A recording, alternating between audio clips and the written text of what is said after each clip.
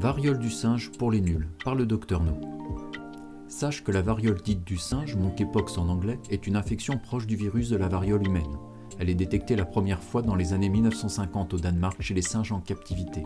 Depuis les années 1990, des épidémies localisées de variole du singe liées à une transmission interhumaine ont été décrites en Afrique. En mai 2022, une épidémie de variole du singe inédite par son ampleur a débuté dans divers pays, principalement chez les personnes de sexe masculin. Le virus se transmet par des gouttelettes, postillons, éternuements, par le contact de la peau avec les boutons ou les croûtes, le contact avec les muqueuses, bouche, sexe, anus. Le risque de survenue de la maladie augmente dans les situations suivantes. Le retour d'un voyage d'Afrique où le virus est connu pour circuler, par contact avec une personne infectée dans les 3 dernières semaines, l'homosexualité ou des partenaires sexuels multiples.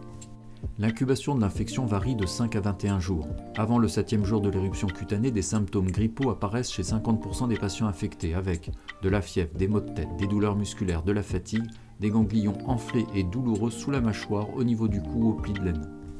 Le diagnostic repose surtout sur l'observation des lésions cutanées, modérées mais douloureuses, avec des vésicules et des pustules le plus souvent au niveau des organes génitaux, autour de l'anus, mais aussi parfois au visage, aux paumes des mains et aux plantes des pieds. Elles s'associent parfois à des démangeaisons. Les lésions cutanées évoluent en quelques jours en croûte.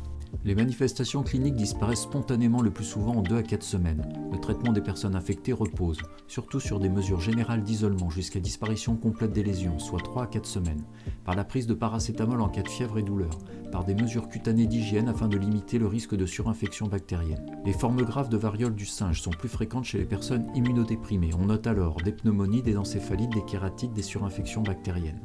La confirmation du diagnostic repose sur la technique dite PCR, pratiquée uniquement dans des laboratoires spécialisés. Elle se fait par écouvillonnage à partir d'une lésion cutanée ou d'une muqueuse. Pour éviter la dissémination de la maladie, il est utile de prévenir les personnes ayant pu être en contact et de faire des tests PCR si besoin.